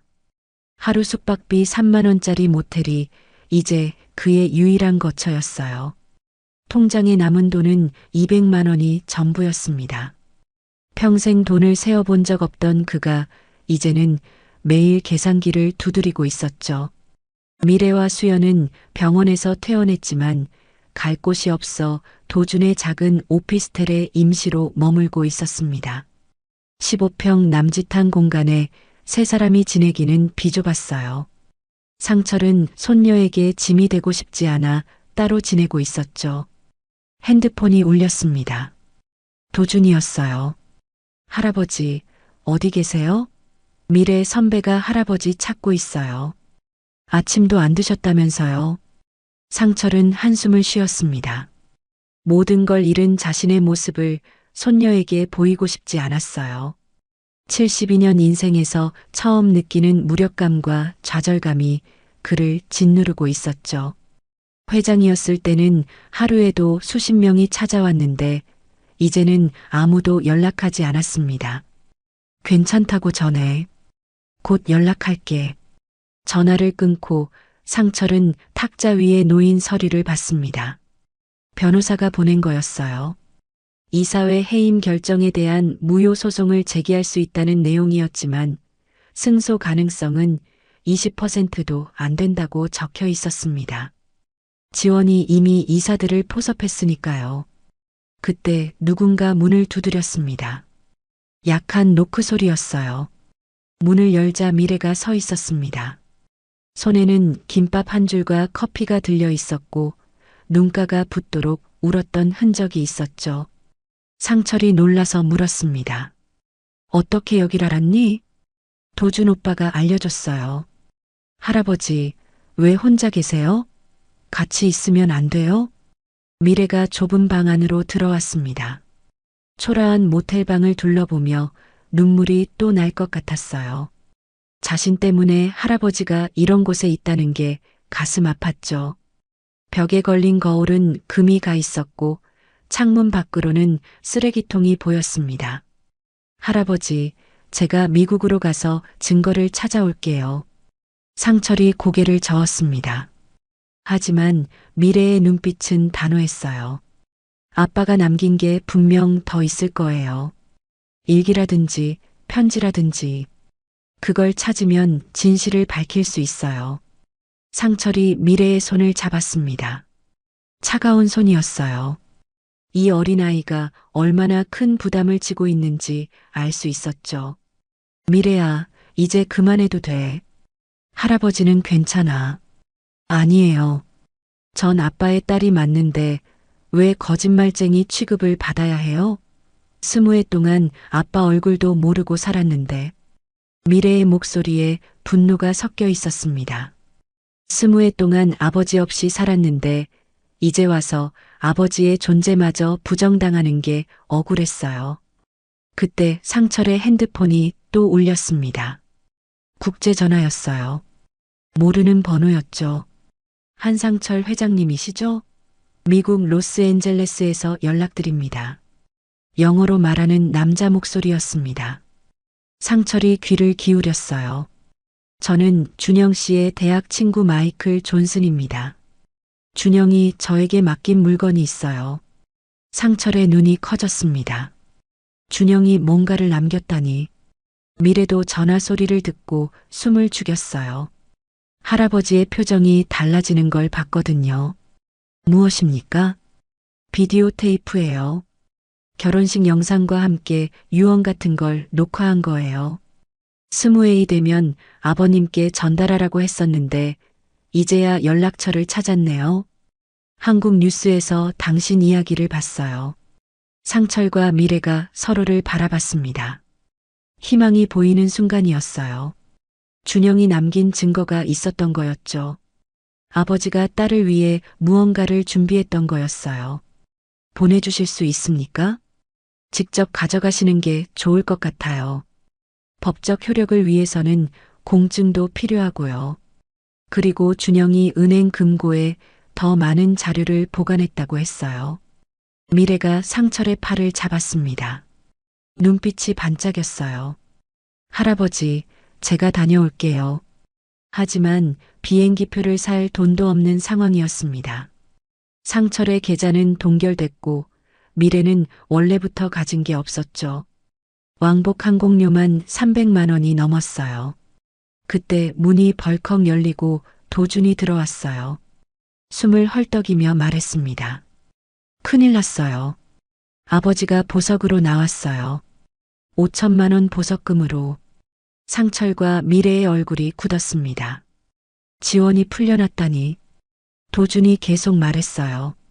엄마가 최고 변호사팀을 꾸렸대요. 그리고 회사에서 미래 선배를 명예훼손으로 고소한대요. 손해배상 10억 원을 청구했고요. 미래가 주저앉았습니다. 10억 원이라니. 끝이 없는 싸움이었어요. 아무리 발버둥 쳐도 권력과 돈 앞에서는 무력했죠. 상철이 주먹을 꽉 쥐었습니다. 더는 못 참겠어. 내가 직접 맞서겠다. 도준이 주머니에서 봉투를 꺼냈어요. 비행기표 2장이 들어 있었습니다. 내일 오후 2시 인천공항발 로스앤젤레스행이에요. 제가 준비했어요. 할아버지랑 미래 선배 것이요. 상철이 놀라서 도준을 봤습니다. 이 아이가 어떻게 이런 돈을 마련했을까요? 도준아, 이건 제 적금 깼어요. 5년 동안 모은 거예요. 이게 제가 할 수 있는 전부예요. 도준의 눈에 진심이 담겨 있었습니다. 아버지를 배신하고도 미래와 상철을 돕고 싶어 했어요. 가족보다 진실을 택한 아이의 용기가 대단했죠. 미래가 도준을 꼭 안았습니다. 말없는 감사의 표현이었어요. 상철도 도준의 어깨를 두드렸죠. 고맙다. 정말 고맙다. 이 은혜는 평생 잊지 않겠다. 세 사람은 결의에 찬 눈빛으로 서로를 바라봤습니다. 이제 마지막 싸움이 시작되는 거였어요. 준영이 남긴 진실을 찾아 미국으로 떠나야 했습니다. 밖에서는 비가 내리기 시작했어요. 어둠 속에서도 희망은 있었습니다. 작지만 확실한 빛이 보이기 시작했으니까요. 로스앤젤레스 공항에 도착한 상철과 미래는 12시간의 비행에 지쳐 있었습니다. 이코노미석에서 잠도 제대로 못 자고 왔어요. 평생 비즈니스석만 타던 상철에게는 고통스러운 여행이었지만 불평 한마디 없었습니다. 미래가 더 중요했으니까요. 공항 밖으로 나오자 뜨거운 캘리포니아 햇살이 두 사람을 맞았습니다. 마이클이 보낸 주소를 들고 택시를 잡았어요. 산타모니카 근처의 작은 사무실이었죠. 택시비가 $80나 나왔습니다. 상철이 아까운 돈을 꺼내며 한숨을 쉬었어요. 마이클의 사무실은 3층 건물 꼭대기에 있었습니다. 엘리베이터도 없어서 계단을 올라가야 했어요. 상철이 숨을 헐떡이며 올라갔죠. 72세의 나이에 이런 고생은 처음이었습니다. 문을 두드리자 50대 중반의 백인 남자가 나왔어요. 마이클이었습니다. 눈가에 주름이 깊었지만 따뜻한 미소를 지었죠. 한 회장님이시군요. 그리고 이분이 미래시겠네요. 준영이랑 정말 닮았어요. 미래가 놀란 눈으로 마이클을 봤습니다. 아버지를 아는 사람을 처음 만난 거였어요. 마이클이 두 사람을 안으로 안내했습니다. 작은 사무실에는 서류가 가득했어요. 준영이 20회 전에 저를 찾아왔어요. 뭔가 안 좋은 일이 생길 것 같다면서요. 마이클이 금고에서 오래된 비디오 테이프를 꺼냈습니다. 먼지가 수북이 쌓여 있었어요. 그리고 봉인된 서류 봉투도 함께 꺼냈죠. 이걸 20회이 지나면 아버님께 전해달라고 했어요. 그리고 이 열쇠도요. 작은 은행 금고 열쇠였습니다. 번호표가 붙어 있었어요. 상철이 떨리는 손으로 비디오 테이프를 받았습니다. 여기서 볼 수 있을까요? 마이클이 오래된 비디오 플레이어를 꺼냈어요. 화면이 지직거리며 켜졌습니다. 그리고 준영의 얼굴이 나타났어요. 20회 전의 모습이었지만 미래와 놀랄 만큼 닮아 있었죠. 영상 속의 준영이 말하기 시작했습니다. 아버지, 이 영상을 보고 계신다면 제게 무슨 일이 생긴 거겠죠? 수연과 결혼했어요. 그리고 곧 아이가 태어날 예정입니다. 이름은 미래라고 지었어요. 미래가 손으로 입을 막았습니다. 눈물이 주르륵 흘러내렸어요. 처음 듣는 아버지의 목소리였으니까요. 상철도 아들의 모습에 가슴이 미어졌습니다. 회사에 이상한 일들이 일어나고 있어요. 지원 형이 뭔가를 꾸미는 것 같습니다. 만약 제게 무슨 일이 생기면 이 증거들을 확인해 주세요. 화면이 바뀌었습니다. 결혼식 영상이었어요. 라스베이거스의 작은 교회에서 수연과 준영이 서로를 바라보며 웃고 있었죠. 수연의 배가 불러 있었습니다. 임신 8개월쯤 되어 보였어요. 이제 증인 서명을 해주세요. 영상 속에서 마이클과 또 다른 친구가 결혼 증서에 서명했습니다. 법적으로 완벽한 증거였어요. 그때 준영이 카메라를 향해 말했습니다. 미래야, 아빠가 너를 많이 사랑한다. 꼭 기억해. 영상이 끝났습니다. 미래는 이미 울음을 터뜨리고 있었어요. 상철이 손녀를 꼭 안아줬습니다. 마이클이 봉투를 건넸어요. 이건 은행 금고 관련 서류예요. 다운타운 은행에 있습니다. 상철이 서류를 확인했습니다. 한성그룹 주식 증서가 들어있다고 적혀 있었어요. 준영이 보유했던 지분 15%였죠. 이걸로 미래의 상속권을 증명할 수 있었습니다. 마이클, 정말 고맙습니다. 마이클이 미래의 어깨를 두드렸어요. 준영이 좋은 친구였어요.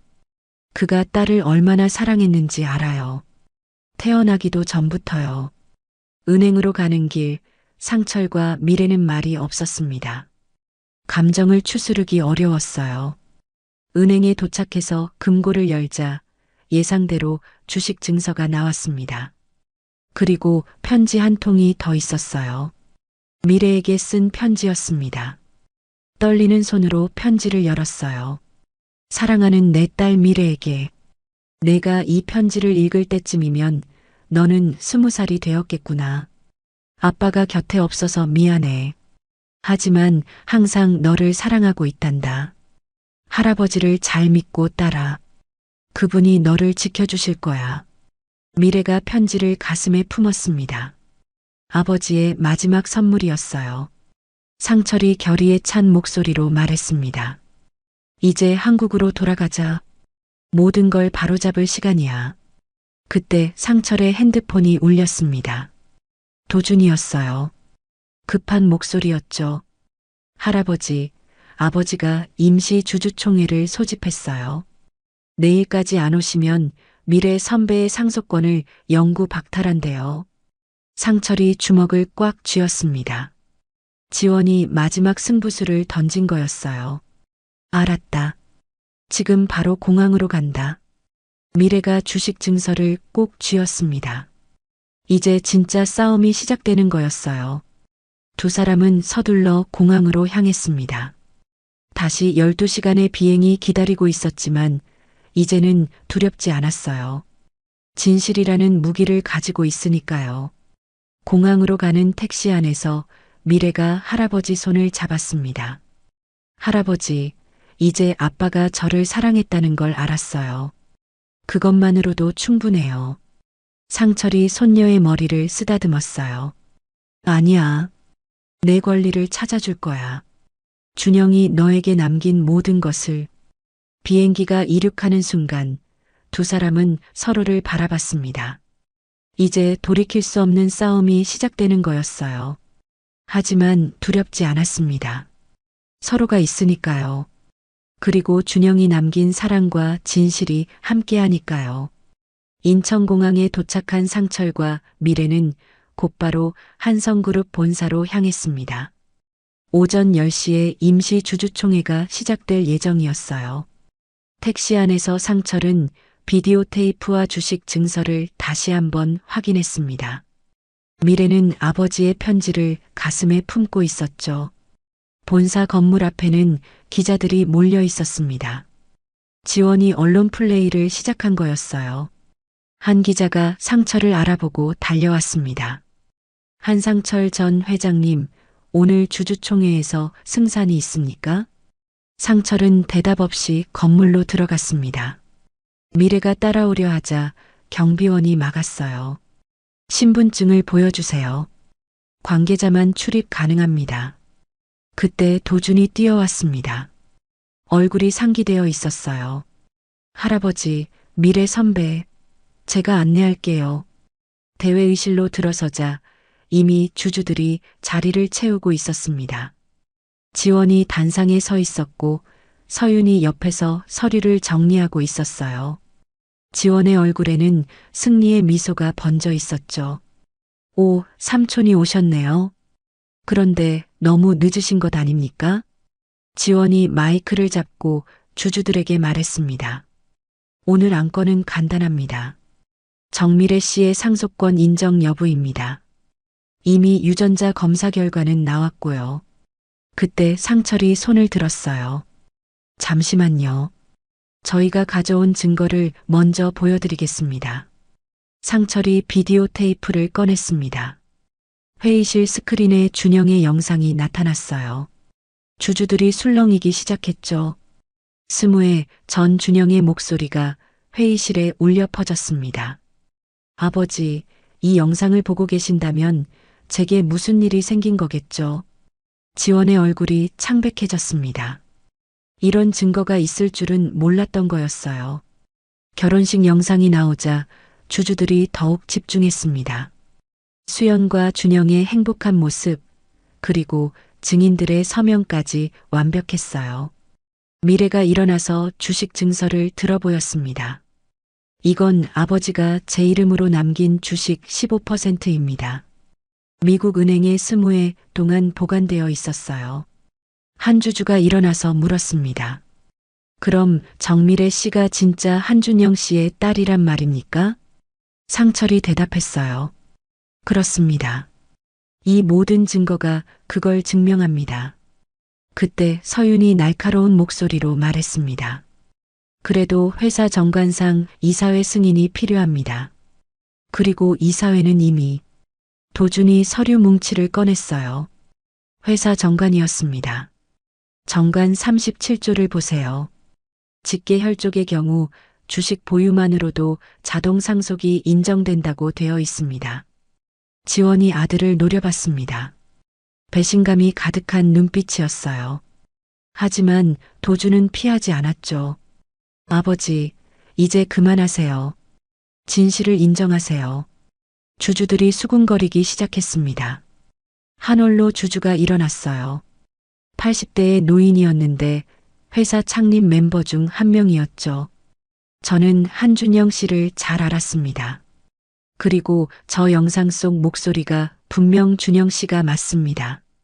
다른 주주들도 고개를 끄덕였어요. 분위기가 완전히 바뀌었습니다. 지원이 주먹을 떨며 소리쳤어요. 이건 조작일 수도 있어요. 요즘 기술로는 뭐든 만들 수 있잖아요. 그때 문이 열리고 누군가 들어왔습니다. 마이클이었어요. 그가 미국에서 직접 날아온 거였죠. 저는 마이클 존슨입니다. 준영의 대학 친구이자 결혼식 증인이었죠. 제가 직접 증언하겠습니다. 마이클이 당시 찍은 사진들을 꺼냈어요. 준영과 수연, 그리고 임신한 수연의 모습이 선명했습니다.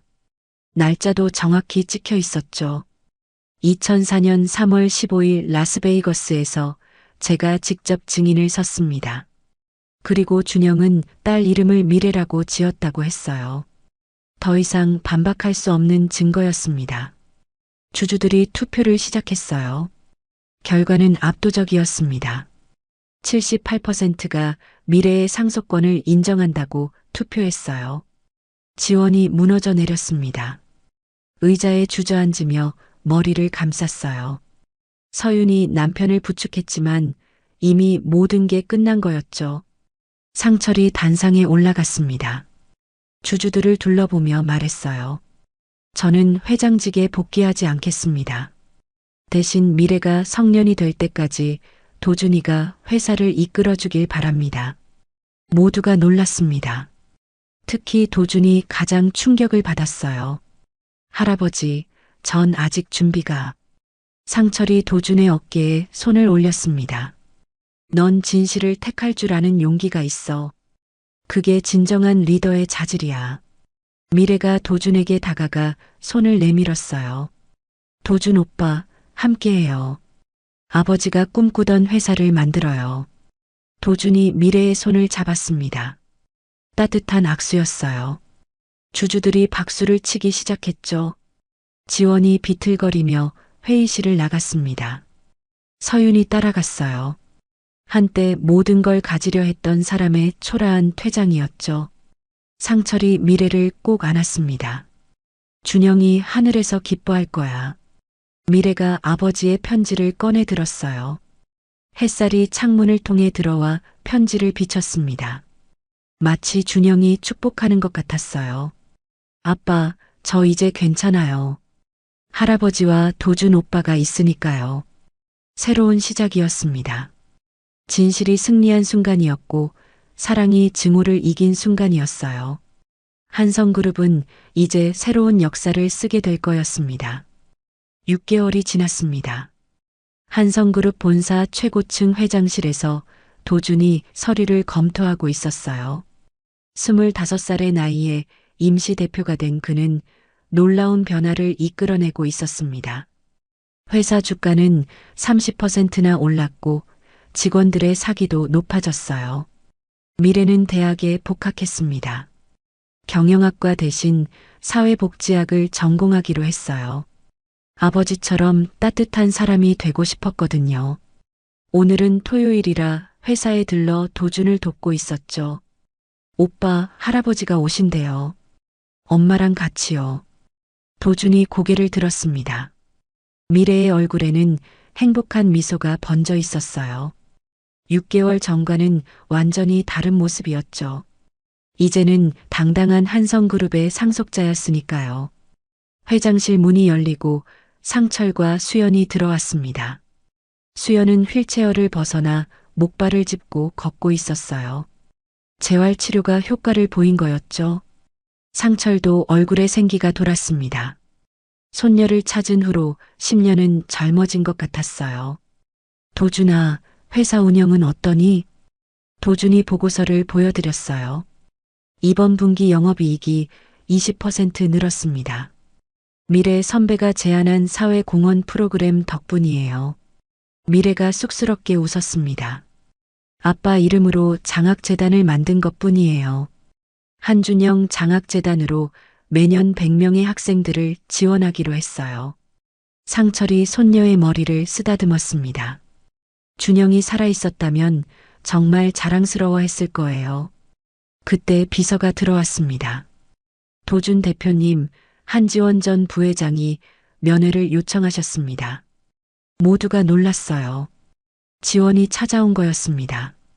도준이 잠시 고민하다가 고개를 끄덕였어요. 들어오시라고 하세요. 지원이 들어왔습니다. 6개월 전에 거만한 모습은 온데간데 없었어요. 머리는 반백이 되었고 어깨는 축 처져 있었죠. 그의 뒤로 서윤도 들어왔는데 역시 초췌한 모습이었습니다. 도준아. 지원이 아들을 바라봤습니다. 눈에 눈물이 고여 있었어요. 아빠가 잘못했다. 욕심에 눈이 멀어서 가족을 배신했어. 도준이 아버지를 바라봤습니다. 여전히 아버지였지만 용서하기는 어려웠어요. 하지만 미래가 도준의 손을 살짝 잡았습니다. 용서하라는 무언의 신호였죠. 아버지, 시간이 필요해요. 하지만 언젠가는 지원이 고개를 끄덕였습니다. 그것만으로도 고맙다. 그리고 미래 양, 정말 미안해요. 당신 아버지는 좋은 사람이었어요. 내가 질투했을 뿐이에요. 미래가 조용히 대답했습니다. 과거는 과거예요. 이제 앞만 보고 살아요. 상철이 지원에게 다가갔습니다. 조카를 바라보는 눈빛에 연민이 담겨 있었어요. 지원아, 넌 능력이 있어. 다시 시작해.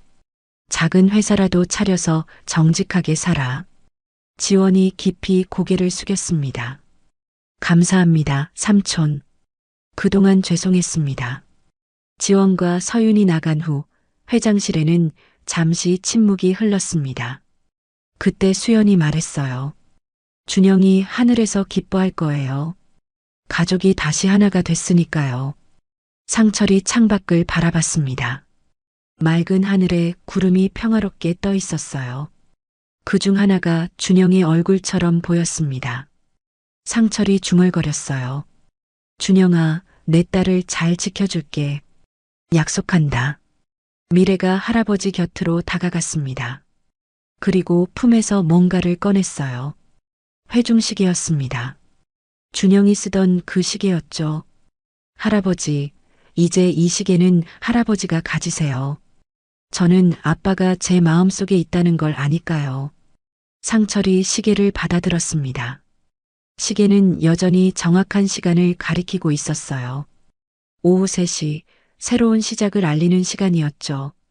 도준이 일어서며 말했습니다. 이제 회의 시간이에요. 신규 프로젝트 검토가 있거든요. 미래가 밝게 웃었어요. 저도 참석할게요. 이제 저도 이사니까요. 네 사람이 회의실로 향했습니다. 복도를 걸으며 미래는 벽에 걸린 준영의 사진을 봤어요.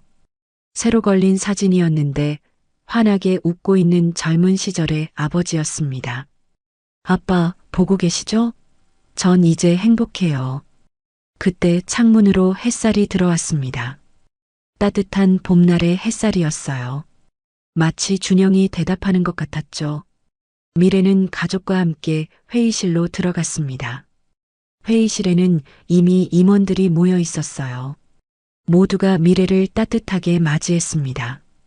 이제 그녀는 누구도 부정할 수 없는 한성그룹의 상속자였으니까요. 도준이 회의를 시작했습니다. 오늘 논의할 안건은 한준영 기념 병원 설립건입니다. 미래의 눈이 반짝였어요. 아버지의 이름을 딴 병원이라니. 가난한 사람들을 무료로 치료하는 병원을 만들 계획이었죠.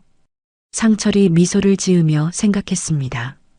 한 남자가 홀로 찾아와 도움을 청했던 그날, 그것이 이 모든 이야기의 시작이었어요. 낯선 방문자는 잃어버린 가족을 되찾게 해주었고 차가웠던 집안의 따뜻함을 가져다 주었습니다. 창밖으로 벚꽃이 흩날리고 있었어요. 새로운 계절의 시작이었습니다. 그리고 한성그룹에도 이 가족에게도 새로운 시작이었어요. 미래는 아버지가 남긴 편지의 마지막 구절을 떠올렸습니다. 사랑하는 내 딸아, 언제나 행복하기를. 그리고 이제 정말로 행복했습니다. 지금까지 한 가족의 드라마 같은 이야기를 들어주셔서 감사합니다. 이 가족에게 하고 싶은 이야기가 있거나 응원을 해주고 싶다면 댓글 달아주세요. 그럼 오늘도 건강한 하루 되시고 다음에도 좋은 이야기로 찾아오겠습니다.